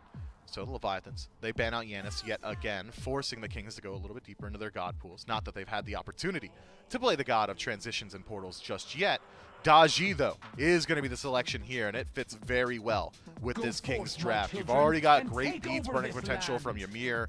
Artio can do it as well. Izanami is generally single target with that dark portal, but generally will get beads off of that single target, all setting up for this large AoE CC ultimate. The Powwow can really disrupt a lot of what the Leviathans are bringing. Uhl, no CC immunity. Tiamat, conditional CC immunity as long as she's quadrupedal. Nemesis has just about none either, so it could be high potential, and it's something the Kings are very adept at doing. Yeah, you know, Kukulkan, I think the casual fan thinks of him as this one-shot mage where it's all about your ultimate, and that is plan A, I would say. Well, maybe not. I'm going to go with plan B for a composition like this, because there are two different ways that you can use Kukulkan. You can use it how the Kings were using it at the very beginning of the year in conjunction with gods like Naja or Kukulkarna.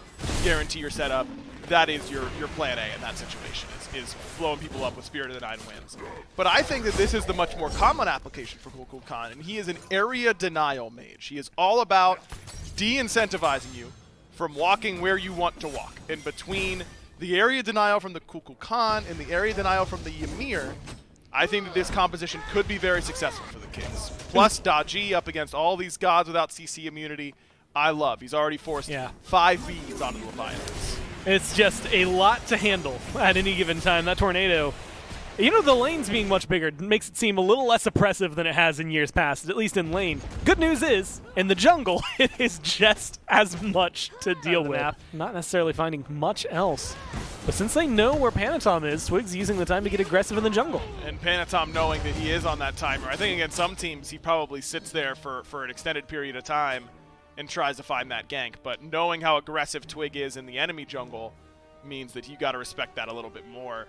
Variety's doing pretty good work right now, poking down Yarkor, and this is a product of the fact that Yarkor hasn't backed yet. Well, 1v1 for the jungles. Twig trying to get some damage returned. Powwow does come through, but so far missing all of the chains. Not able to find a pull onto Panatom, and not able to find a pull onto Harkor, who gets aggressive, tries to zone it out, but maybe bites off more than he can chew. There's the ult to get the Sentinel of Zeus, the shielding that keeps him alive. But a good ranged root from Variety. No mana to work with, and soon to be no health to fall back on. Panatom tries to stay aggressive. Twig comes in to peel for his solo laner. Hardcore is still hanging around, and it seems like that's going to be all she wrote. Everyone's too low to fight, and they back off. Man, close. Yarkor really playing with fire on how long he waited to drop that Sentinel of Zeus, but two comps should be winning at this stage of the game, and it's the Leviathans.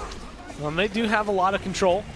Right now they're skirmishing a little bit in the jungle. That's going to be the re-engage. Powwow comes up for Twig, and again, none of the chains are going to connect here. Twig's going to fall right back where they were. Variety's come back in, but Twig's been taken down. Panatom gets the first blood, and now they're chasing for a little bit more. Variety is low health and trying to heal through this. The bear is alive and running, but not enough to get away. Double kill for the jungle on the Leviathans to start things off. Love that aggressiveness from the Leviathans. I think they're realizing exactly what I was just talking about. Like, hey, we are way weaker than them in that last fight, and we still traded even. It changes that fight significantly, but maybe it makes the Leviathans reconsider. chasing that deep, or you at least get beads. But because you whiff, you allow the Leviathans to still feel very confident in stepping up, and it has not been a great start so far for Twig on this dodgy. Yeah, not instilling a lot of confidence for what the late game could hold, but granted, we've seen that a lot. Sometimes you miss the early ones, and then you hit the ones that matter. Might walk in, doesn't steal the speed buff, might just kill off Panatom in his speed buff. Will do so. Twig gets hyper-aggressive. Hardcore is rotating around to cut off his path. Shinto is here to try and find the route. They're both going to be a little bit late, but they get the kill. It's 1 for 1. Ultimately, you waste the speed buff. Zapman trying to stay alive. Netroid and Genetics still hanging out as a duo lane. Leviathans seems to just have their call on the purple buff, secure that, and be happy with it. Whereas the rest of them are going to fall back. The Kings are starting to get a little aggressive, despite the fact that they're hovering around 500 gold down. Not a huge deficit, considering things and how they've gone in the last few games. 9 minutes in. Tings has it secure, though, on this Kukulkan, so Gold Fury flips. Should be weighted for the Kings. Yeah, half health already burned down. There's the Tornado. Spirit of the Nine Winds, maybe a little bit too soon. Kings do secure it, but they might lose Genetics. He's going to be an easy kill pickup for the Leviathans.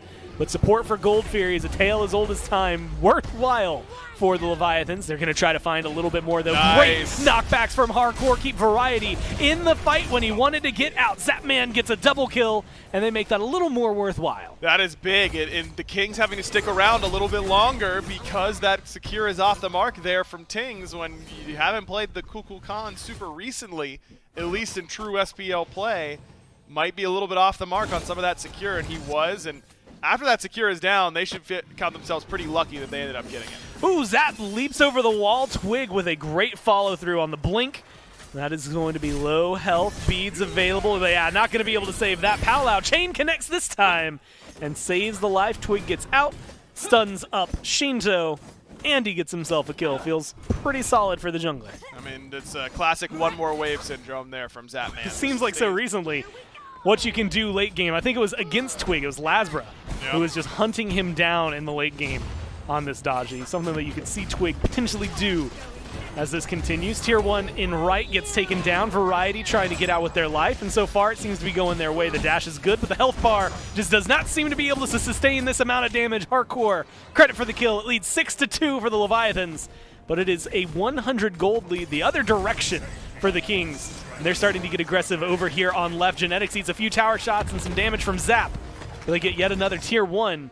So the Leviathans collapsing in onto Twig under the Tier 2 in right, bouncing all around the map for these fights, but making sure they happen nonetheless. Palau comes through, Chain connects on one, and that is going to be enough to get not only the beads, but also the retreat from the Leviathans. Netroid has the most solo kills of any hunter. We know that. Sounds about right. He has not been soloed yet this year. He has a ton of solo kills without ever getting soloed. Yeah, that sounds right. If that's all year long, that is preposterous. That is absolute insanity from him. We'll have to double check it, but honestly it sounds like it's accurate. We'll see if he can keep that up. Genetics right now is under the eyes of the Leviathan, so is Twig. Twig's up on the Palau trying to stay alive. A couple of chains connect. Beads get used there by Panatom, and there is a nice ult from Tings.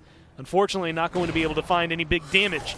Not turn anything around. Jump in from Zap. The stun just a little wide. And he's looking for the long-range damage. Misses, has no mana to work with. And now it's all up to the autos. They do still get the kill onto Genetics, but it's cost a lot to get here. Zap has no mana to work with, and that's going to be Netroid finding the kill on the turnaround. Hardcore comes into the fight a little bit late. Does have the Sentinel of Zeus. Might be able to find a nice big turnaround. Leap is just off the mark, but there's the ult, and there's the kill. It's Hunter for Hunter with a nice sprinkling of Genetics in favor of the Leviathans. Look, Netroid dies eventually, but Yarkor missed 2 out of 3 Rens and the leap, all because of Netroid's movement. So that was impressive for him to at least get the double ults out from these frontliners, but Netroid does eventually fall, as you mentioned. Mages have not been meta basically all year, and so when you're playing against one, it requires you to play around objectives differently. Right now, a big strategy in the SPL is we just let them get to fire, we let them pull it, we let them deal some damage to it, and we'll come in and coin flip it, but try and win the fight more than anything else. Well, Genetics is going to be the target right now for the Leviathans. They get a lot of damage dealt, and they will be able to pick up the kill. 5 of them onto the Tier 1 in mid. Get the support, and they get the tower. So a good little bit of gold going their way as well. easy dive for the Leviathans, and Nemesis ultimate is just makes you mere just child's play. But now the aggression is paying off for the Leviathans. They get in there onto the Scorpion, but they're looking for Twig. Great blink from Twig gets him out of there alive so far. Panatom's still here. Panatom has blink. Panatom doesn't use it, and finally Variety makes sure that he's not able to. So Twig stays out alive. So do the rest of the Kings there. Genetics was the only one that fell. And they secured the Scorpion. And again, Twig gets 2 sets of beats with the ultimate.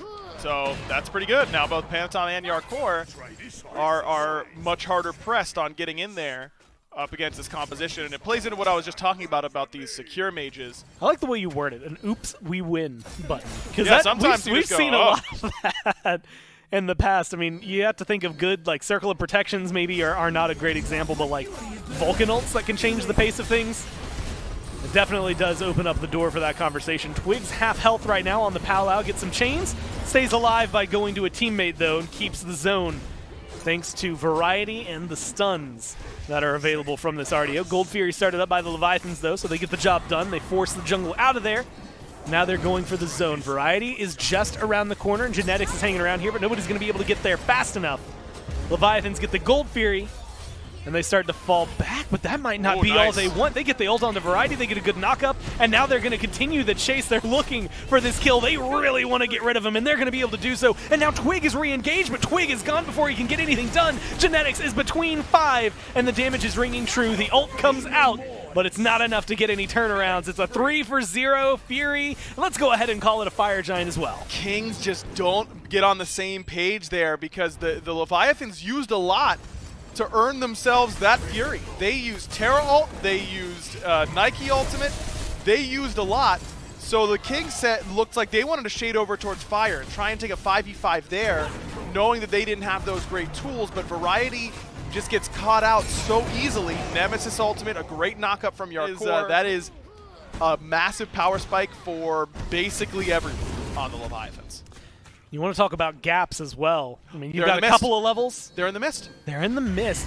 I was going to mention the fact that Genetics is level 13, 4 levels down, but Zapman is going to end up dying here. A great kill for Tings, but they're looking to turn this around. Netroid's low, and Panatom's back there. Panatom gets the kill, and now Variety is the one who's getting chased down. It seems like the Leviathans trying to figure out who to go on next. Twig seemed to be the option. They don't have the lockdown for it. Genetics is worth nothing at this point. He's level 13, and it's an easy kill to scoop up on the back end. Same thing with the Variety. It's the frontliners gone, plus Netroid, and the Kings get zapped. You know, I don't know if it's always a coincidence, but every time I look at the Leviathans after a team fight, they're always laughing. But I swear they laugh a little harder when it's only Zap who dies. Like, they're all really, they're yucking it up over there because it's Zap for 3 as per usual. I'm sure he's yelling about it in the comms right now. Love the idea from the Kings. Zap didn't have any relics, so it's an easy bait. Some starter item upgrades for the Camelot Kings. Spear now done for Twig. Netroid just upgraded his death toll. Looking slightly better for them if they can handle these fire waves on the left. Is Tings caught? No, I think he's out. Oh, no, there's going to be the ult over the wall. That is going to delay the back. Panatom now going for the cut-off path. Where are you going to go? He's got a lot of damage returned. Panatom's actually incredibly low. Will live through the engagement, but they kill off Tings. A great pick for them to find. And it did right on time, right before Tings got his back off. Tings did a good job. You know, bought as much time as he could, did as much damage as he could. You know, his ultimate's going to be back up by the time he spawns and is ready to fight. So you want to use it. And he did. Nearly killed Panatom, but not enough. Now the Fire Giant completed by the Leviathans one more time. This time Zap gets to keep it. Well, maybe a little bit longer. I guess we have to wait a couple minutes to see if that actually remains to be true. But he has it on his belt right now, and that's great for the Leviathans. Looking to go straight towards mid-Phoenix. They've got Tiamat minions pushing alongside them. And it is just Variety right now who's trying to defend. Variety takes half his health just inside the Phoenix. And now Genetics trying to make sure he can find the zone. Not going to be able to do enough. A good walls delays the damage and slows things down.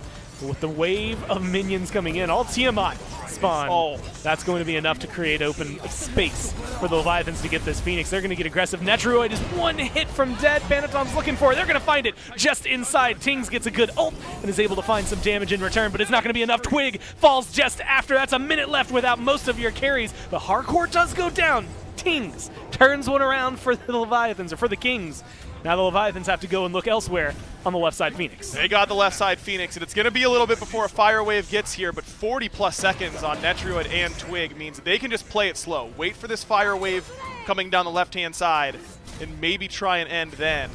It looks like they might just be playing it safe, going for the right side Phoenix, not trying to risk anything on the Titan. 4v3.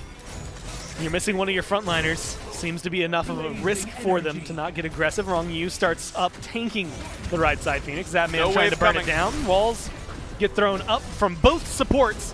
Variety gets stunned out. Tings does not have the ult back yet to work with. Phantom's going to get aggressive and go immediately onto the mid laner. But again, that zone of denial, that tornado, just enough to stop the jungler from going for it. Right now, it's all about this right-hand Phoenix, and it finally goes down. Right as the rest of the Kings respawn, the Leviathans remove the last remaining obstacle in front of him, and he can area deny. If they just run through your whirlwind, if you don't put enough threat on them to actually make them respect your damage, it just doesn't matter. I'm having a lot of deja vu. You had mentioned game one. Game one ended 22 kills to 5. We're at that 18-5 mark, which was just before the final fight there in game number 1. 31 minutes into this one, 15,000 gold lead for the Leviathans. They still have the power play for 40 more seconds. Hardcore's the only one without the Fire Giant buff. They've got fire minions on left, right, and mid to work with. And Wrong U's leading the way, trying to herald his team to a victory in this set. Not going to be able to find it just yet. They fall back and they lay patiently. The Kings are doing what we saw the Leviathans do last game and waiting under the Titan. You gotta play around these ultimate cooldowns. Panatom's still down for a little bit, but he's still got great damage on Variety. Yeah, Variety already half health, forced to fall back. Ankh comes through to try and keep things alive and swell for them. Twig takes most of their health bar, as does Netroid. They make it back to the fountain. They stay alive. Fire minions walking in. And this is where that Izanami comes in handy, just as it did for the Leviathans in game number 3. They lost fire. It helps keep the Kings alive in this game. value. With fire. Silver linings, I think, is where the Leviathans are. Plus gold in their pockets. They're going to feel happy about that. Fire Giant should be here in the next 5 or so seconds. That's going to be started up. Wrong U and Zapman already in position for it. But Genetics, Netroid, Tings are looking to run down the jungle in right. Good knock-up from Hardcore. Gets aggressive onto Netroid, and they're going to chase it down. Panatom's here, and the damage is followed through. Aegis forced out from Netroid, but it's not going to be enough to save his life. The slashes from Panatom are enough, and then Twig is just erased before anything big can happen. Genetics gets a huge freeze for his team, but there's not enough follow-up. You have a good ult from Tings, but it's Aegis out from the other side. Zapman lives through that, finds a kill or assists a kill onto Genetics. It's all Panatom as of right now. 10-1 and 10 for the jungle, and they're going to continue this onslaught. They kill off Variety, and it is Tings versus the world. It does not look good for Tings in that scenario. They don't need the Fire Giant. They get the last 2 Phoenixes that are necessary. They close out the set, and the Leviathans win. What a way to start off the group stage, huh? By coming in, you know, Group A, it's a lot of great teams. It looks very, very top-heavy. You know, these games can be really, really valuable to you. A certain state of parity, despite being down towers, even when their Phoenix was down, even when they were down 5-6 kills, the gold remained largely even, and I think that's a credit to the Kings' ability to play the map incredibly well, but they were just outclassed in this set as far as actual team fighting was concerned. And once the engagement started off proper, Yarkor was a menace in the back line on this Nike, completely separating out these engagements and making sure that the wombo combo that could have been a Ymir Freeze and a Sphere of the 9 Winds or a Powwow into the exact same thing just never really hit the ground running. And with all that space created, that means the backline obviously is going to be doing very well. Shinto essentially precasting for the majority of this game. Zapman doing the exact same thing, except for a couple of team fights where he was the sole member to fall. As Aggro highlighted, we got to see a hearty chuckle from the Leviathans whenever that one happened, but they were just looking dominant, man. I mean, every single fight that they started on their own footing, it was closed out pretty quickly. Yeah, if there's a team that you're looking towards when it comes to playoffs, even up and towards Worlds, I mean, these guys, dominant play style across the field, across the board for all of them. 10-1 and 12 to end the game here for Panatom. 4-0 and 10 out of the mid laner. Shinto Wrong goes undying this game. Zapman, even with a nice couple of kills to his name and a couple of deaths there, still looking strong throughout the entirety of the set, throughout the entirety of this game. And Leviathans make a very strong showing here in our first set of the weekend and our first set of the group stages, and it's a very important statement to make right out the gate here, is getting a big win here over the Camelot Kings. I had not even realized that Panatom had 22 affected kills with only 1 death to his name. Incredibly impressive performance from the Leviathans jungler. 29,000 damage outputted by Shinto. Maybe a byproduct of all that frontline space creation, but maybe space creation doesn't do it enough service because Yarkor puts out 26,000 damage in his own right. The Leviathans, these guys seem to have a firm grasp on how they want to play the meta. And Wrong, you even coming out with about 8,200. Up until this point, they not hiding anything. The Leviathans are playing what they've been playing. I wouldn't even say it's completely outdraft. I mean, game 1, I think you're right to bring it up because the Camelot Kings just did not have any tools to deal with what they had, but the Leviathans, they're not hiding their stuff, man. They're just playing. Schedule. We had our first match go through 3-1 for the Leviathans. Our second matchup of the day, the Olympus Bolts against the Tartarus Titans here in studio. Players are already getting set up and getting ready for that next match. And now we get a nice little look at how the initial standings pan out here. Atlantis Leviathans at the top of their bracket, or the top of their group. Camelot Kings down at the bottom. Of course, it's only the first day of play. It's only the first set, so this is going to change up as the weekend continues on here. We had a Group A game going on first. Now we're going to jump over into Group B with that Titans and Bolts matchup. Sure to be a big one. Last time these two teams faced off, it was a Bolts victory over the Titans. Maybe we see a nice little heated matchup here in this second set. Maybe a grudge match. I'm sure the Tartarus Titans aren't taking it too personally, but every single win matters in a set or in a